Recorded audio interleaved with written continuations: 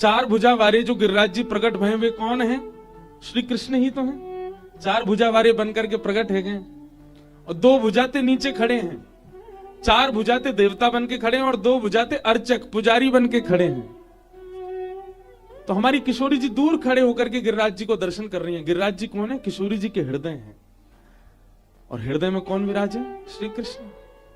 तो जब चार भुजा वाले ठाकुर जी प्रकट भये तो किशोरी जी या दृश्य को देखकर, ये एक निकुंज की लीला है, ध्यान से सुनियो।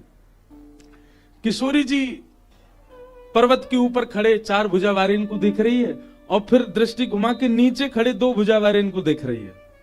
दोनों श्री कृष्ण ही हैं। तभी नंद बाबा आए और आकर के लाला तो बोले, लाला चल गिरिराज बाबा प्रकट है, को पूजन करिया में। ठाकुर जी ऊपर गए और ऊपर जाकर के अपने हाथ से गिरिराज बाबा को चंदन लगा रहे हैं। अब गिरिराज जी भी वही हैं, श्री कृष्ण ही गिरिराज जी हैं। किशोरी जी सब सखिनते कह रही हैं, आहा या छवि पे बलि बलि जाऊं। क्यों?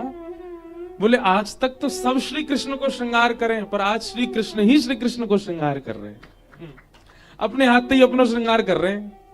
यह लीला सब करत कन्हाई, यह लीला सब करत कन्हाई।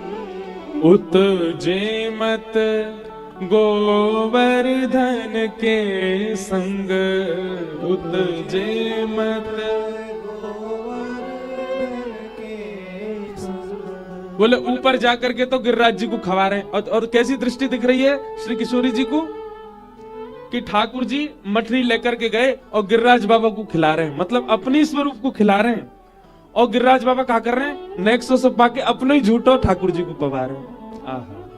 उतजे मत गोवर्धन के संग, उतजे मत गोवर्धन के, और इत राधा संग प्रीत बढ़ाई, इत राधा संग प्रीत बढ़ाई। वहां ठाकुर जी एक दूसरे को झूठो कूटो खिला रहे अपनो ही, और यहाँ किशोरी जी के प्रेम में, किशोरी जी के हृदय में प्रेम को उफान है रो है, या दृश्य को देख करके। और किशोरी जी वाह माहौल को सब लोग समझ रहे हैं ना लीला। जैसे ये चित्र जिनने बनाया, कल तो मुझे दिखी वो बहन, आज पता नहीं है कि नहीं। एक तो ये भैया खड़ो पिलर सो सामने जिन्होंने ये चित्र बना के दिया, कल तो वो बहन दिख रही थी मुझको यहाँ, आज पता नहीं आई है कि नहीं। उन्होंने ही बनाया ये राम कृष्ण के मिलन को। अब ये चित्र देखो ऐसे ही है, बस एक के चार भुजा हैं। वो गिरिराज जी हैं और दूसरे लाला है। और गिरिराज जी की एक विशेषता, उनने श्रृंगार ज्यादा कर रखो, बस इतना ही अंतर है, नहीं तो एक जैसे हैं दोनों। किशोरी जी कह रही हैं, इत गोपिन सो कहत जिमाओ, इत गोपिन सो कहत जिमाओ, उत आपुन जे मत मन भाई, उत आपुन जे। अच्छा, अब हमको पहली बार साईं के पास लेके आए, हम साईं को प्रणाम करने लगे तो हमको भैया बोले, महाराज जी यहाँ प्रणाम नहीं करते, यहाँ सिर झुका के ऐसे वंदन साईं को नहीं, यहाँ तो जुग जुग जियो साईं हमारा, यहाँ तो आशीष देते हैं। तो जिनके आराध्य होते हैं उन्हीं को पता होता है कि इनकी सेवा कैसे करनी। तो सबरे लाला तो पूछ रहे हैं, लाला जी गोवर्धननाथ को भोग कैसे लगाना, तू ही बता। तो ठाकुर जी अपनी सेवा की पद्धति सब गोप ग्वालन को बता रहे हैं। अरे गोप जी कैसे ले आई है तू, हैं? या मैंने केसर की छींटा मार के ला, हैं? गिरिराज बाबा को खवावेगी, ऐसी रूखो खवावेगी, या कुछ सुंदर बना के ला, सुगंधित बना के ला। दूसरो गोप आयो, लाला मैं मोहन थार बना के लाऊं, हम कैसो लग रहा, देसी घी बनवा ना, बोले हम ला पवा दे गिरिराज बाबा को, और सुन, बोले हाँ प्रेम सो पवैयो, ज्यादा लोभ में आके बचाव की कोशिश मत करियो, जितना पामे दे आइयो उन्हें। श्री जी कह रही हैं, इत गोपिन सो कहत जिमाओ, इत गोपिन सो कहत जिमाओ। और वहां खुद ही बैठ करके उतजे मत आपुन मन भाई, उतजे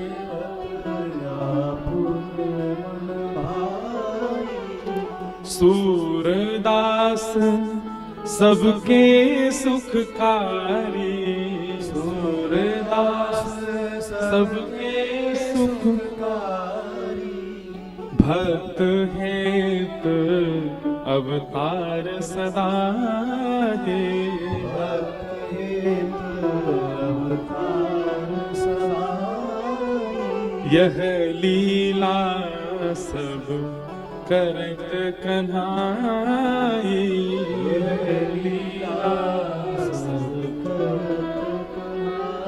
किशोरी जी को प्रेम बढ़तो जा रहा है ठाकुर जी के प्रति।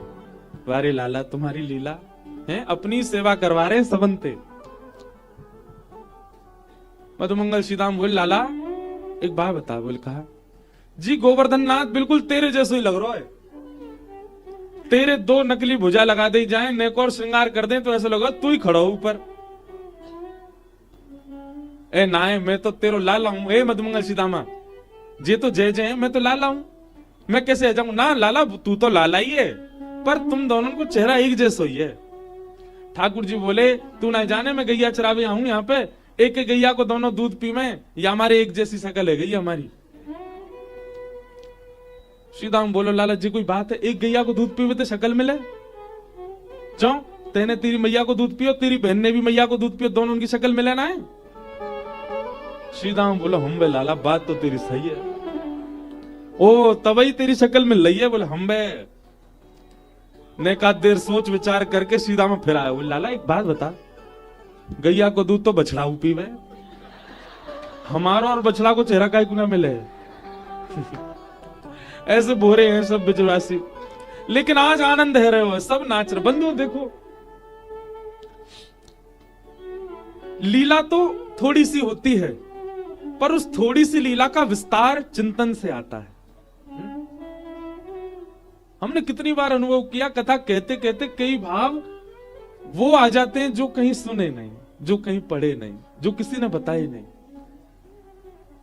इसका मतलब क्या है, ये सूरदास जी को लीला दिख रही है, कुम्मन दास जी को दिख रही है, मीराबाई को दिख रही है, वो लीलाओं का वो वर्णन कर रहे हैं जो भागवत में भी नहीं लिखी है। हमारे साईं को ऐसी ऐसी लीलाओं के दर्शन होते हैं, ये लीला तो प्रत्यक्ष सबने सुनी। साईं वृंदावन आए, ऐसी अद्भुत लीला हमारे सोनू साईं ने भेजी मुझे। वृंदावन आए और जैसे वृंदावन आए, वृंदावन की वायु देख करके, वायु का अनुभव करके साईं आनंदित हो गए, कोकिल सखी बन गए, वृक्षों को हृदय से लगाने लगे, रज में लौटने लगे। यमुना जी का दर्शन करके मन में भाव प्रकट हुआ मानो श्री कृष्ण अभी स्नान करके निकले हों, तभी सांवली हो गई हैं। तभी आपके चिंतन में आया कि ऐसे मधुर स्थान पर हमारे इष्ट होने चाहिए। तभी एक रत्न सिंहासन श्री यमुना जी के पुलिन पर प्रकट हो गया और उस रत्न सिंहासन के ऊपर साक्षात श्री राघवेंद्र सरकार और श्री सीता जी प्रकट हो गए, जानकी जी प्रकट हो गए। जानकी जी और श्री राघव जी को देख करके कोकिल सखी दोनों की बलैया ले रही है, जुग जुग जियो मेरे सरकार, जुग जुग जियो आनंद कर। अब वो रथ जो सिंहासन है, वो सिंहासन ऐसा सिंहासन, अब ये कोकिल सहचरी मन में विचार कर रही है, वो ऐसा सिंहासन है कि जहां का विचार करें वो सिंहासन वहीं पहुंच जाता है। तो कभी कुंज गलियों को दिखा रहे हैं और सब जगह कोकिल सखी कह रही हैं, हे सियाजू ये गलियां कितनी सुंदर हैं, यहाँ के वृक्ष कितने मधुर हैं, यहाँ की रज कितनी पावन है, यहाँ की वायु कितनी सुगंधित है, ये स्थान कितना मधुर है ना। और यहाँ के सब भावों को देखकर के सियाजू बड़ी प्रसन्न हो रही हैं। थोड़ी देर तो कोकिल सहचरी की दृष्टि पूरे वृंदावन में घूम रही थी, पर थोड़ी देर बाद श्री सियाजू की मुस्कान पर अटक गई। मानो मन में भाव आयो, कोटि कोटि प्रसन्न करवे वारे, ऐसे भाव श्री सियाजू पे वार दूं, हमारी श्री जानकी जी कभी उदास नहीं हो, सदा प्रसन्न रहे, आप जुग जुग जियो, ऐसे प्रसन्न रहो, ऐसी हमारी भाव। तभी कोकिल सहचरी के मन में भाव आयो कि भाई घर में आए मेहमान को स्वागत होना चाहिए। या व्रज वृंदावन में आज साक्षात अवध नरेश, साक्षात अवध की राजकुमारी पधारी हैं, अवध की महारानी पधारी हैं, तो वृंदावन के जनन को इनको स्वागत करना चाहिए। नंद नंदन और श्यामाजू को आना चाहिए, आकर के इनको स्वागत करना चाहिए। कोकिल सहचरी के मन में आए जो भाव वो तुरंत प्रकट होते हैं। जैसे ही कोकिल सहचरी ने पीछे मुड़ के देखो तो श्यामा श्याम दोनों चले आ रहे हैं। यहाँ राघव जी और सियाजू विराज रहे हैं यमुना जी के तट पर, और सामने से ठाकुर जी और किशोरी जी आ रहे हैं। दृश्य देखकर के कोकिल सहचरी के नेत्रों से अश्रुधार गिर रहे हैं। जय हो जय हो। ज्यों ज्यों ठाकुर जी राम जी के समीप आ रहे हैं, यहाँ राधिका जी श्री किशोरी जी जानकी जी के समीप आ रही हैं, त्यों त्यों कोकिल सहचरी के मन में उमंग भर रही है। ये दृश्य देखकर के बार बार बलैया ले रही हैं। ठाकुर जी श्री राघव जी अपने सिंहासन से उतर के खड़े हो गए, और यहां से ठाकुर जी जैसे दोनों एक जैसे हैं, बिल्कुल एक जैसे नेत्र हैं, एक जैसी नासिका, एक जैसी ओष्ठ, एक जैसी मुस्कान, एक जैसे हाथ, एक जैसी भुजा, एक जैसा वक्ष। और वहां जब जानकी जी को देख रहे हैं तो जैसी जानकी जी वैसी हमारी श्री किशोरी जी। और यहां दोनों ने जैसे आलिंगन कियो है, यहां राम जी ने श्री ठाकुर जी को आलिंगन कियो और श्री जानकी जी ने श्री राधा रानी को आलिंगन कियो है। इन दोनों की आप परस्पर प्रेम को देख करके श्री कोकिल सहचरी चारों के चरणन में प्रणाम कर रही है। ऐसे मानसी भाव हमारे चित्त में क्यों नहीं आते?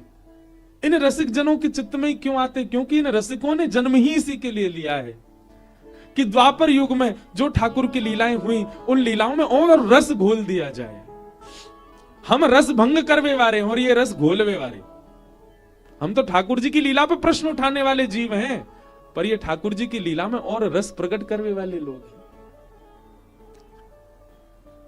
कोकिल सहचरी वर्णन कर रहे हैं कि ठाकुर जी श्री राम जी से कह रहे हैं, आपको हमारा वृंदावन कैसा लगा? प्रति उत्तर में श्री जानकी जी कह रही हैं, आहा या वृंदावन की शोभा, कैसा ये वृंदावन। हरिराम व्यास जी गाते हैं, वृंदावन की शोभा निरखत मेरे नैन से रात, वृंदावन प्यारो वृंदावन, श्री वृंदावन प्यारो। ये वृंदावन रसामृत पद लिखने की जो आज्ञा हुई ना, वो हरिराम व्यास जी से ही मिली। हरिराम व्यास जी का पद है, वृंदावन की शोभा निरखत मेरे नैन से रात, वृंदावन वृंदावन। बस इसी भाव को सुनकर के, और श्री भगवत रसिक देव जी के जो सप्त निधियों का प्रथम दर्श, गोविंद रूप के प्राण प्यारे, दूजे मदन मोहन सनातन सुचि उर धारे, तीजे गोपी नाथ मधु हस कंठ लगाए, चौथे राधा रमण गोपाल भट्ट लड़ाए,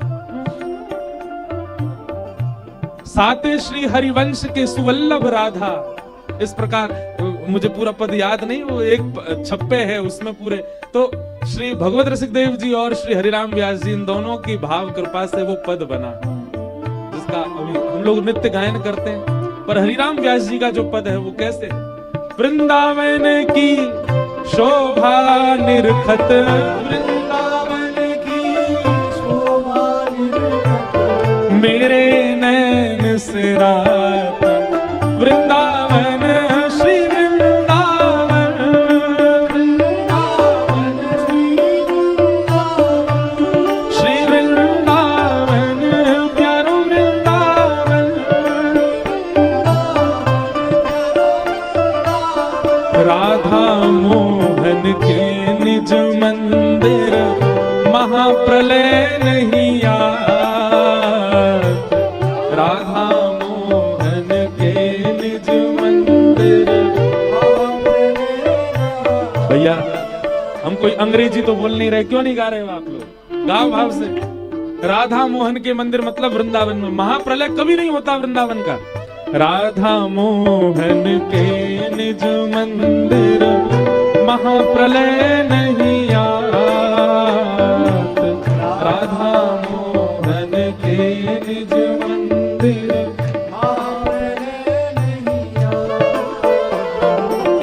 महाप्रलय नहीं जात, जहां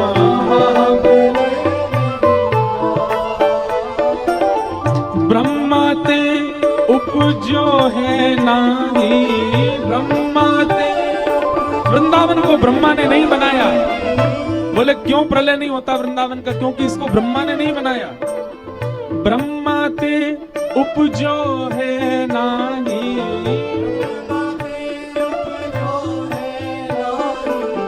ब्रह्मा ते उपजो न अखंडित, ब्रह्मा ते उपजो न अखंडित, कबहू नाही न साथ वृंदावन श्री वृंदावन श्री वृंदावन वृंदावन वृंदावन की शोभा निरखत, वृंदावन की शोभा निरखत, मेरे नैन से रात वृंदावन वृंदावन, हे श्री वृंदावन वृंदावन।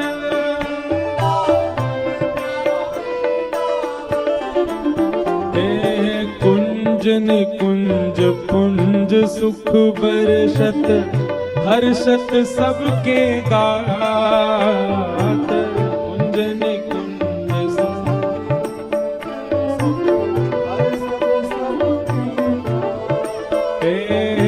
कुंज निकुंज पुंज सुख बरसत, हर्षत सबके गात, कुंज निकुंज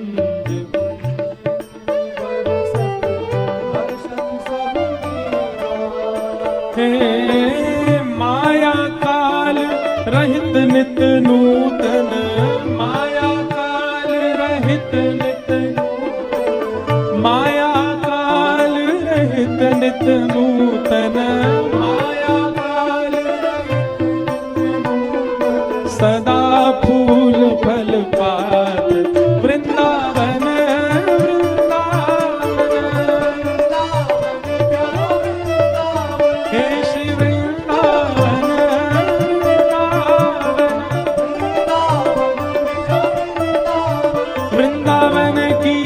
शोभा निरखत, वृंदावन की शोभा निरखत, मेरे नैन से रात वृंदावन वृंदावन, हे श्री वृंदावन वृंदावन। श्यामा हृदय कमल सो प्रगटो, श्यामा हृदय कमल सो प्रगटो, श्यामा हृदय कमल सो प्रगटो, श्यामा हृदय कमल सो प्रगटो, और श्याम हृदय को भार वृंदावन प्यारो वृंदावन, वृंदावन प्यारो वृंदावन, हे श्री वृंदावन मेरो वृंदावन प्यारो वृंदावन। विराज जाओ। ये भाव कौन गा रहा है? ये हमारी जानकी जी गा रही है, श्री किशोरी जी गा रही है।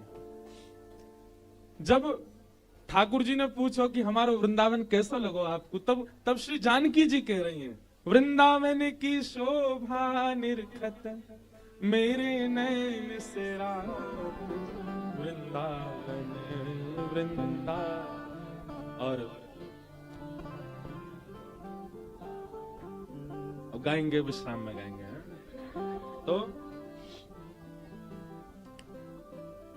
जब जानकी जी को वृंदावन खूब भायो, तब हमारी श्री किशोरी जी, श्री राधा रानी कह रही हैं कि आपको जब वृंदावन इतना भागे हो है, तो फिर वापस काहे को जानो, यहीं बस जाओ वृंदावन में, हमारे यहाँ वृंदावन को स्वीकार करो। और अभी तो युगल डोले और फिर चारों डोले करेंगे, हम चारों एक संगी विराज जाएंगे यहाँ पे। तभी श्री राम जी प्रत्युत्तर दे रहे हैं और कोकिल सखी बैठकर के पूरे दृश्य को देख रही हैं अपने मानसी में। तब राम जी कह रहे हैं कि देखो, हम तो मर्यादा पुरुषोत्तम हैं और आप लीला पुरुषोत्तम हो। हम मर्यादा को ध्यान रखें, आप लीला को ध्यान रखो।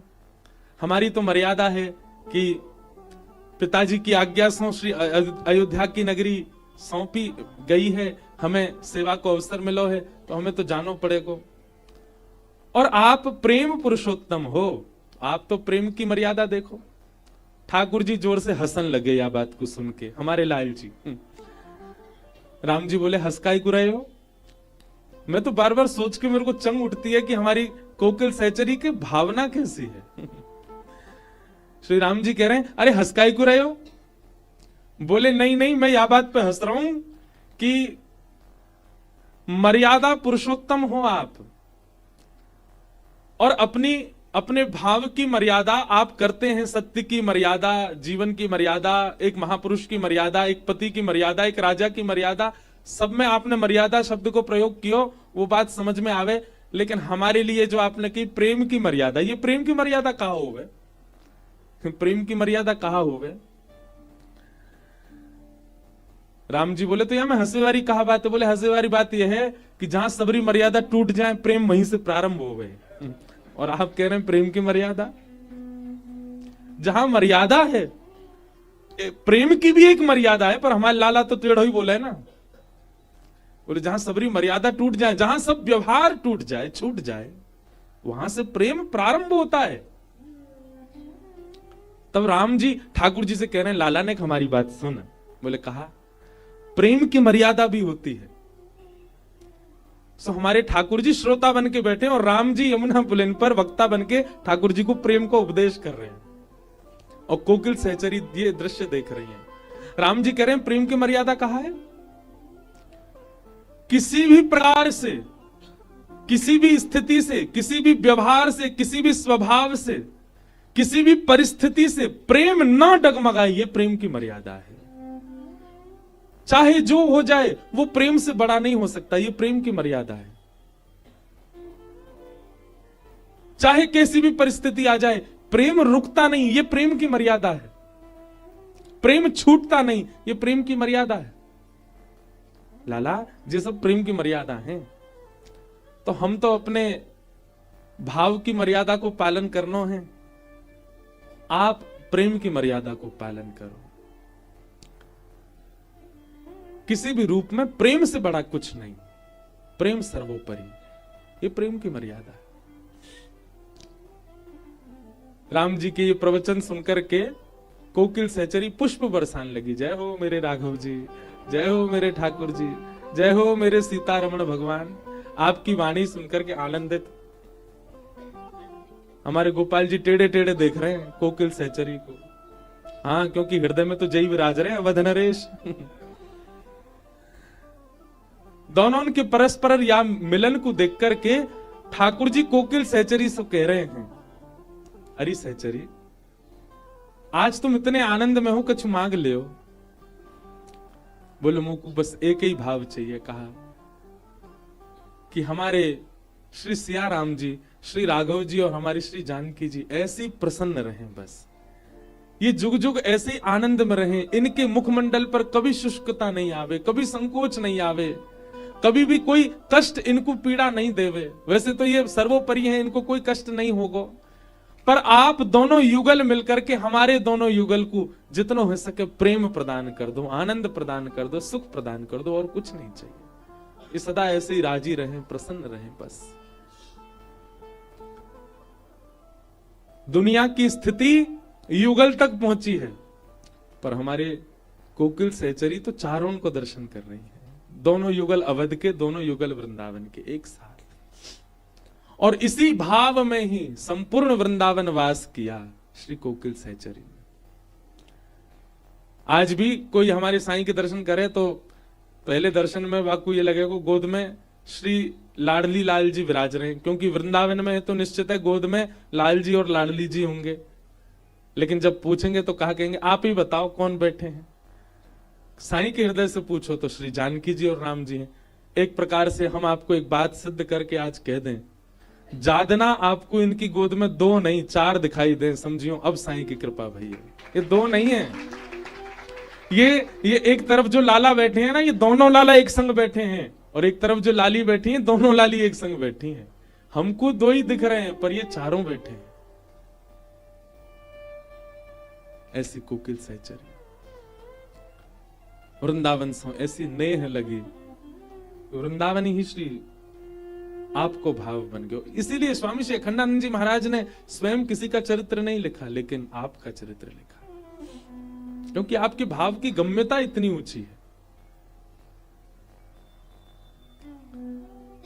और एक बात और कहें, आपके भाव सब जगह कहना सुनाने की भी ऐसी इच्छा किसी के साईं परिकर के मन की नहीं कि हमारे साईं का खूब प्रचार कर दो, नहीं, हमको गोपनीय रहने दो, हमारे साईं के भाव गुप्त ही रहने दो, ज्यादा प्रकाश प्रचार करवे में आपकी इच्छा ही नहीं है। नहीं तो सबको भाव रहे हमारे गुरुजी को खूब यश गाओ हमारे, लेकिन आपके परिकर को भाव ऐसा कि नहीं, हमारे साईं के भाव गुप्त ही रहने दें, ज्यादा उनको प्रकाश ना करें, क्योंकि साईं स्वयं ऐसे ही थे। प्रेम छुपावे से प्रेम बढ़े, प्रेम बतावे से रस घटे। आज ठाकुर जी लीला कर रहे हैं श्री गोवर्धन में। श्री गिरिराज जी के ऊपर एक भुजा, 4 भुजा वाले बन के खड़े है गए। सब ब्रजवासी ने 56 भोग पधराए, प्रेम से गिरिराज जी ने भोग लगायो। इंद्र को पता चली कि मेरी पूजा बंद है गई है। मानी इंद्र ने खूब मूसलाधार बारिश करी, और वह वर्षा को देख करके सब ब्रजवासी त्राहिमाम त्राहिमाम करके दौड़ने लगे। ठाकुर जी ने मन में विचार किया कि इन ब्रजवासीन को चित्त से विश्वास घटना नहीं चाहिए, एक बार जिनकी शरण में आए हैं उन पर पूर्ण विश्वास हो। गिरिराज बाबा को प्रणाम करके 7 बरस के ठाकुर जी ने 7 कोस लंबे चौड़े गिरिराज पर्वत को अपनी दोनों भुजान से अधर करके मध्य में प्रवेश करके अपने बाम हस्त की कन्नी उंगली के नख पे धारण कर लियो। बोल गिरवरधारी गोपाल की। सब ब्रजवासी दौड़ करके गए और सब ने जाय जाय करके अपनी छड़ी लगा दी। लाला बोलो वृंदावन बिहारी लाल की। पूज्य गुरुदेव भगवान को बारंबार प्रणाम वंदन। जय।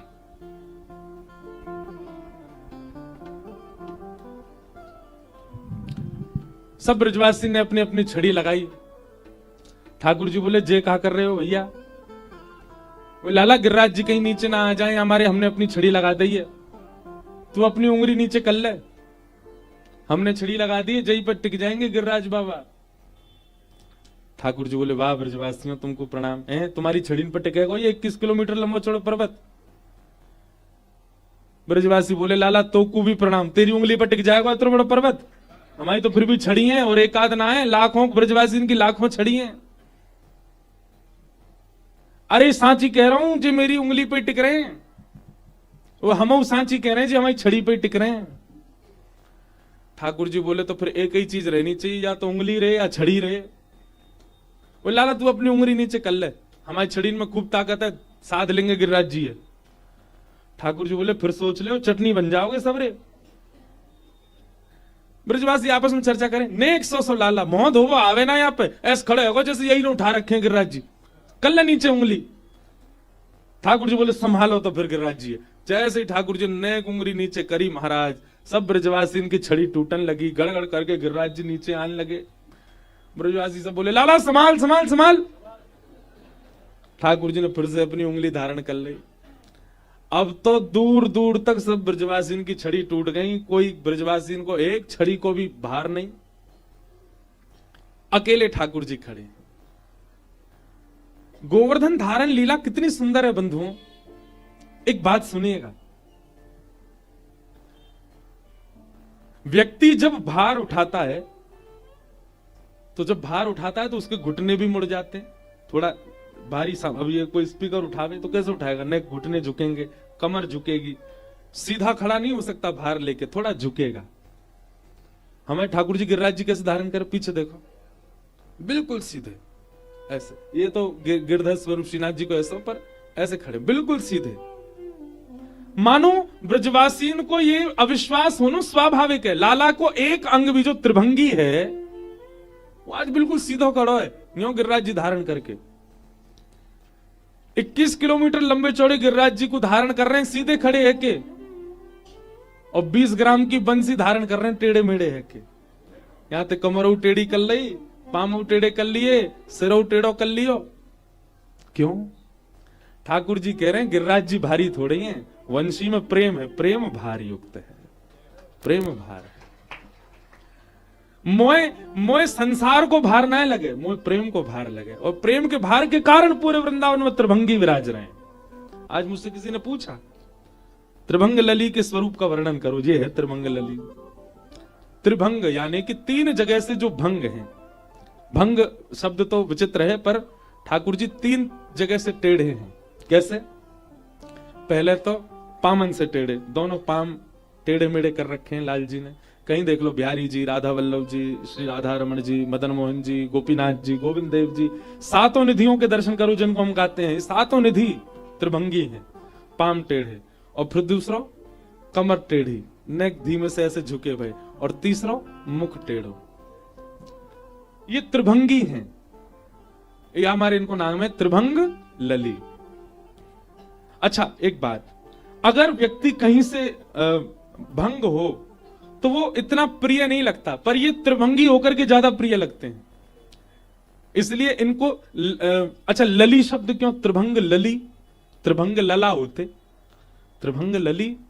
तो हमारे ब्रज में एक पद गायो जावे, रास में चल श्यामा प्यारी, बाट सब देखें ब्रज नारी। रास में चल श्यामा प्यारी, बाट सब देखें ब्रज नारी। बहुत सुंदर पद है। या पद में ठाकुर जी बता रहे हैं कि मैं टेढ़ो कैसे भयो। रास में चल श्यामा प्यारी, बाट सब देखें ब्रज नारी। रास में चल श्यामा प्यारी, बाट सब देखें ब्रज नारी। छाई शरद की उजियारी, चलो पिया नटवर गिरधारी। छाई उजियारी, चलो पिया नटवर गिरधारी। रास में चल श्यामा प्यारी, बाट सब देखें ब्रज नारी। रास में चल श्यामा प्यारी, बाट सब देखें ब्रज नारी। शरद की छाई उजियारी, चलो पिया नटवर गिरधारी। शरद की छाई उजियारी, चलो पिया नटवर गिरधारी। रास में चल श्यामा प्यारी, बाट सब देखें ब्रज नारी। ये संवादात्मक पद है। किशोरी जी और ठाकुर जी आपस में बात कर रहे हैं। पहले तो ठाकुर जी कह रहे हैं रास में चल श्यामा प्यारी, बाट सब देखें ब्रजनारी। फिर किशोरी जी कह रही हैं शरद की छाई उजियारी, चलो पिया नटवर गिरधारी। अब श्री जी कह रही हैं चंद्र चांदनी के सहित नभ चढ़ करत पयान। चंद्र चांदनी के सहित नभ चढ़ करत पयान। अब बीच बीच में मैं समझा तो चलूंगा। यहाँ देखियो सब इधर उधर देखी तो बगल बारी की सौगंध है। ऐसे भाव बहुत कम निकले कथा में, सुन लो। श्री जी कह रही हैं आज चंद्रमा कितना सुंदर लग रहा है ना। ऐसा लग रहा है कि जी अंधेरों सदैव रहे, ऐसा चंद्रमा यदि आकाश में तो। लेकिन हमारी लाल जी पे बात बनाना तो बहुत आवे। किशोरी जी कह रही है मुंह को काय को देख रहे हैं, ऊपर देखो ना चंद्रमा कितना सुंदर है। तब अगली पंक्ति में ठाकुर जी कह रहे हैं श्री राधा मुख देख के, श्री राधा मुख देख के, श्री राधा मुख देख के, राधा मुख देख के, मैं भूलो सब ही गुमान, पड़ेगी फीकी उजियारी, चलो पिया नटवर गिरधारी, पड़ेगी फीकी उजियारी, चलो पिया नटवर गिरधारी। किशोरी जी कह रही है चंद्रमा कितना सुंदर लग रहा है, और बगल में ठाकुर जी कह रहे हैं चंद्रमा छोड़ो, मैं तो आपके आगे कोई कछु दिखे ही ना रहा। ए श्यामाजू आप कितनी सुंदर हो, कहा चंद्रमा को देखना। अरे मैं आरसी लेके आऊं, तुम खुद ही देख लो कितनी प्यारी हो। ठाकुर जी की सब बात सुन के किशोरी जी कह रही हैं बात बनाना तो कोई तुम ते सीखे, ऐसी मक्खन सी बातन ने जन कहां ते सीख के आमे। और लाला तुम चिंता नहीं करो, तुम्हारी बातन पे मुंह भरोसा ना। ठाकुर जी बोले क्यों? है जाको पूरा अंग ही टेढ़ होगा कि बात सीधी कैसे हो सके।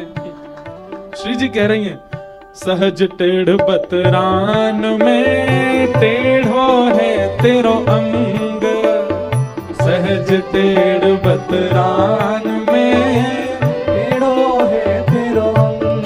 हाँ सहज टेढ़ बतरान में टेढ़ो है तेरो अंग, सहज टेढ़ बतरान में टेढ़ो है तेरो अंग। ठाकुर जी के श्री जी कह रही हैं टेढ़ी टेढ़ी बात करवे वारे पूरा अंग ही टेढ़ो तुम्हारो, या हमारी बात भी सीधी है ना सके तुम्हारी। ठाकुर जी बोले पूछोगी ना कि मेरो अंग टेढ़ो कैसे भयो? किशोरी जी बोली बताओ।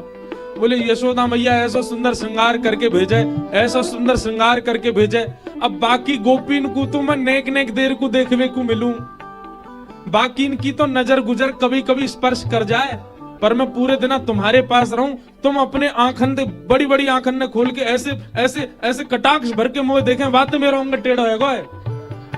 ठाकुर जी कह रहे हैं तेरे कुटिल कटाक्ष ने, तेरे कुटिल कटाक्ष ने, तेरे कुटिल कटाक्ष ने, तेरे कुटिल कटाक्ष ने मेरो तन कर दियो त्रिभंग भंग मुरली की बलिहारी, चलो पिया नटवर गिरधारी भंग मुरली की बलिहारी, चलो पिया नटवर गिरधारी। तब से त्रिभंग कौन है?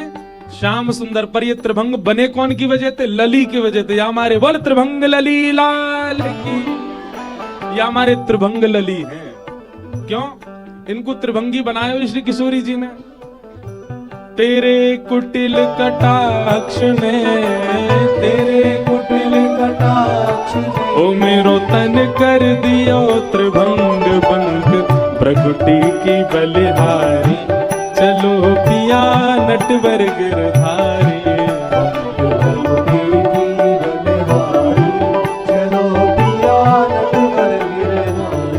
सब सखी कहने लगी, वहां बैठी सब गोपी कहने लगी जय हो त्रिभंग लली की जय हो, त्रिभंग लली की जय हो।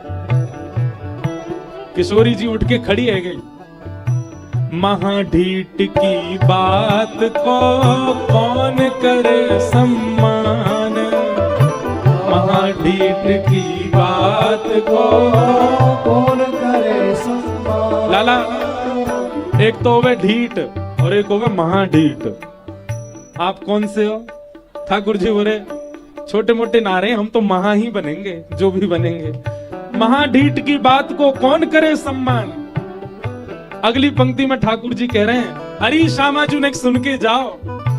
चतुरन की चर्चा जगत, चतुरन की चर्चा जगत, अरे ढीठन की चर्चा जगत, ढीठन की चर्चा जगत। मैं भोलन को भगवान विचारो भोलो भंडारी, रास में चल श्यामा प्यारी, विचारो भोलो भंडारी, रास में चल श्यामा प्यारी, रास में चल श्यामा प्यारी, बाट सब देखे ब्रज नारी, रास में चल श्यामा प्यारी, बाट सब देखे ब्रज नारी। तो श्याम सुंदर टेढ़े क्यों भय? किशोरी जी तो कह रहे हैं तुमने ऐसा देखो मुझे कि तुम्हारी दृष्टि तो मेरे हाथ पांव टेढ़े है गए, या हमारे में त्रिभंगी है गो। लेकिन मूल बात अभी तो ठाकुर जी की बात है, वो तो कछु भी कहते हैं, पर मूल बात क्या है? ठाकुर जी स्वभाव प्रधान है, प्रभाव प्रधान नहीं है। गिरिराज उठाना प्रभाव है, 21 किलोमीटर पर्वत को उठाना ये प्रभाव की बात है, तो उसमें ठाकुर जी सहजता दिखा रहे हैं, सीधे खड़े हो गए। लेकिन पूरे ब्रज की गोपियों को, श्री किशोरी जी को प्रेम प्रदान करने वाली जब मुरली को धारण कर रहे हैं तो ठाकुर जी टेढ़े है गए। क्यों? वो स्वभाव, वहां स्वभाव दिखा रहे हैं कि मैं प्रेम के काजे इतना नतमस्तक हूं कि मैं झुक भी जाऊंगा। जहां मेरा प्रभाव दिख रहे हो वहां सीधे खड़े हैं, लेकिन जहां स्वभाव की बात है, जहां प्रेम की बात है, वहां ठाकुर जी झुक रहे हैं, वहां ठाकुर जी टेढ़े रहे हैं। ठाकुर जी ने गिरिराज जी धारण किए। सब ब्रजवासी ने अपनी छड़ी का टूट गई सबन की। लाला आज तो मुझे लगे गिरिराज उत्सव ही होगा, सबरी लाल लाल साड़ी पहन के बैठी है हमारी बहन, ब्याह हुए को। अब तो ब्याह कर ले, लाला लाल पहन के आए हो। बताओ 2 दिना में इनको जन्म है गो, ब्याह कर भी आ गए। बोलो मिठले बाबल साए। देख पगड़ी और पहना लाओ, एक ही कसर रह गई है। अच्छा, भगवान के कई अवतार ऐसे हैं कि जन्म लेते ही ठाकुर जी इतने बड़े है गए कि ब्याह सबके योग्य है। वामन अवतार ऐसो, ठाकुर जी को कपिल अवतार ऐसो, ये सारे अवतार वैसे हैं, जन्म लेते ही ठाकुर जी ने सब क्रिया कर दें। तो हम क्या चर्चा कर रहे थे? हाँ, ठाकुर जी ने गिरिराज जी उठाए। ब्रजवासी बोले, अरे लाला हमारे ऐसे मोटे मोटे डंडा सबरे टूट गए और तेरी नेक सी उंगली पे इतना बड़ा गिरिराज पर्वत कैसे धारण की होते ने? ठाकुर जी बोले, हम जय जय हैं। कौन है? जय जय। बचपन ते कहतो आयो मैं, मैया ते कही, बाबा ते कही, सब सखीन ते कहे, मधुमंगल श्रीदामा सबन ते कही मैंने कि मैं जय जाऊं, मेरी पूजा करो। कोई ने नहीं करी। देखू खड़ी का है बिंडला, गोबर चोटी दूर बैठी है। या ने अपने घर में सत्यनारायण की सेवा मैं गयो कि हे भाभी, तू कौन से नारायण को पूज रही है? असली नारायण तो मैं हूं, मेरी पूजा। या ने नहीं करी मेरी पूजा, अब पछता रही है। देख ले, मैं ही हूं नारायण, मैंने उठाई लियो गिरिराज पर्वत। ब्रजवासी बोले, लाला बस बस बस बस, ज्यादा मत फेंके, चुप है जा, बने जय जय हमारी जान को। ऐसा कहा कि होते हैं जो तू जय जय। ठाकुर जी बोले, तुम लोग मानो ही ना हो, 6 दिना को मैंने पूतना मार दी, 1 साल को भयो मैंने सक्टासुर मार दियो, 1.5 वर्ष को भयो, 3 महीना को मैंने सक्टासुर मार दियो, 1 वर्ष को तृणावर्त मार दियो। कितने? 3 वर्ष को, 4 वर्ष की मेरी अवस्था, नलकुवर मणिग्रीव वृक्ष गिर गए, उनते बच गो। 6 वर्ष की अवस्था में कालिया नाग नथ दियो, और आज 7 वर्ष की अवस्था में 21 किलोमीटर लंबा चौड़ा गिरिराज पर्वत धारण कर लियो, वो अपनी इकन्नी उंगली पे। जय जय हूं मैं भगवान। ब्रजवासी सब कह रहे हैं, दोबारा बोलियो कौन है? बोले जय जय। मोह धोवा आवे तो पे बने भगवान। लाला ये सब तेरो पराक्रम ना है, ये तेरो बल ना है, तो ये हमारे ब्रजमंडल की ऊर्जा है, ये हमारे ब्रजमंडल को बल है। जैसे जा नगर में जानो है, वहां नगर की आज्ञा लेनी पड़े, वहां नगर के लायक बनना पड़े। ये जितने राक्षस आए, इन लोगों में नेको तप ना हो, इन लोगों को नेको पुण्य ना हो, और वृंदावन में आवे के लायक पुण्य और तप की बड़ी आवश्यकता रहे। और ये सब बिना पुण्य और तप के वृंदावन आ गए, या हमारे वृंदावन में बिना पुण्य तप के आए, तो वृंदावन के प्रभाव से ही वे सबरे नष्ट है गए, और नष्ट है के तेरे आगे गिर गए, और उन मरे मरायन में हाथ मार के कहते तेने मार दिए।